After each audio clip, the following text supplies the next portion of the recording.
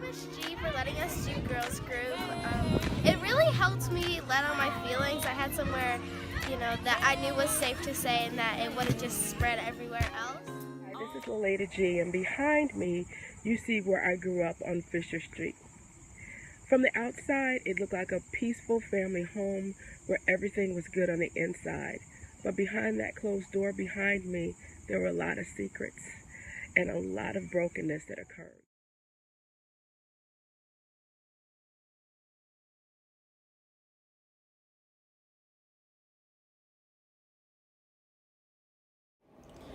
When I was a little girl, I was sexually abused by my stepfather.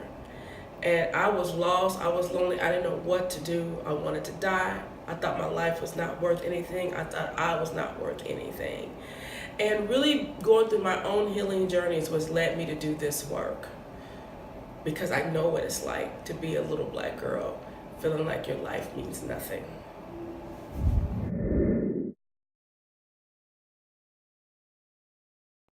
It's really important to me because we get to express our feelings with feeling safe. If we don't feel safe, we can just tell you. And I'm just really happy because we don't have to be sad and alone in ourselves anymore. We can just be happy with everything because we can tell you everything. It'll make us feel happy and better about ourselves. And when we feel like we feel really mad and we want to kill ourselves, you make us feel like we don't anymore. Hello, I'm Lolita G, and I am founder of the Latest Living Room and the initiative of Black Girl Live. I really initially got into wanting to do Black Girl Live because I had heard about the statistic that the third leading cause of death for black girls 10 to 14 was suicide. And it just stunned me and it broke my heart. And I wanted to find out what was going on. So instead of reading more journals and studies, I went right to girls and started talking to them. And I was just floored by the number of black girls that were telling me either thoughts of suicide, attempts, multiple attempts of suicide. I remember talking to an 11-year-old girl who told me she had attempted suicide 4 times. 4 times by age 11. And as I began to talk to these girls more, I found out that the undercurrent for this was that many of them, most of them, had been sexually abused and had no place to go with their pain, had no one to tell, or they had told someone and they didn't act appropriately. So the luster for life, the hope for life, and what they felt that they could feel and do and be in this world began to slip away. So we came up with this idea of meeting girls where they are to give them hope and help for healing. And so I'm finding out with working in the schools that girls as young as 2nd and 3rd grade are already accessing social media. Social media is where they are, on their phones. Many of the schools now give out iPads on their computers.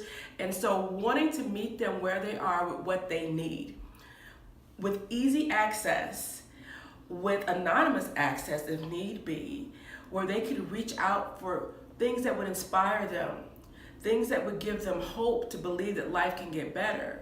Because as one 9-year-old girl told me, who has attempted suicide multiple times, she said, no one has the right to tell us that we can't kill ourselves if we want to. You don't if you don't have an alternative. And I find that it's not just about telling girls don't kill yourself, but it's more about giving them inspiration to live, why you should live, why your life is important, what things are out there. Because in their young lives, so many of them have seen more trauma than some women have seen by age 75, at age 7. So they don't have a lot to compare.